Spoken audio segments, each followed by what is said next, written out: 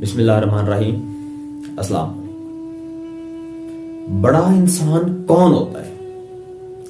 بڑا انسان وہ ہوتا ہے جس سے دوسری اللہ کی مخلوق مستفید ہوتی ہے، فیض یاب ہوتی ہے۔ اگر ہم سے اللہ کی مخلوق مستفید یا فیض یاب نہیں ہو رہی تو ہم بڑے انسان نہیں ہیں۔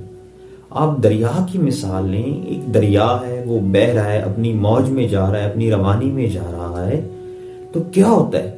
اس سے چونٹی مستفید ہو رہی ہے، جانور اس سے فیض یاب ہو رہے ہیں، ہر ایک چیز وہاں سے پانی پی رہی ہے، انسان اس سے استفادہ حاصل کر رہے ہیں، زہریلے جانور وہیں سے پانی پی رہے ہیں، لیکن اسے کوئی فرق نہیں پڑتا۔ کیوں فرق نہیں پڑتا؟ کیونکہ اس کی منزل کچھ اور ہے۔ وہ اپنی ہی ایک لہر میں جا رہا ہے کہ میں نے تو سمندر میں جا کے ملنا ہے، اور راستے کی مشکلات اور یہ راستے کی رکاوٹیں میرے لیے کوئی معنی نہیں رکھتی۔ بالکل اسی طرح اگر برائی آپ کی اچھائی پہ غالب آ جائے تو اس کا مطلب ہے کہ ہم میں کمیاں ہیں۔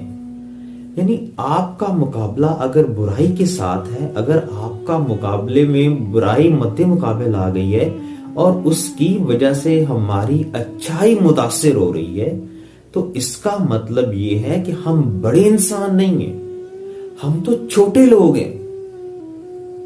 بڑائی یہ ہے کہ آپ اس کو بھی معاف کریں، اس کے ساتھ بھی درگزر کریں، اس کو بھی آپ فیسیلیٹیٹ کریں جو اس قابل نہیں ہے۔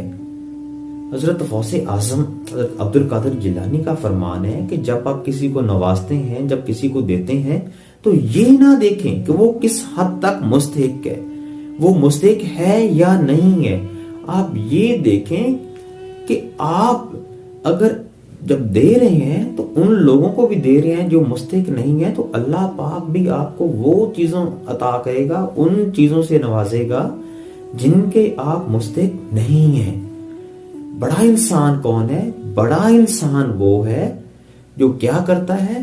جو ایسی چیزوں پہ درگزر کرتا ہے، ایسے کاموں پہ معاف کرتا ہے جو معاف کرنے کے قابل نہیں ہوتے۔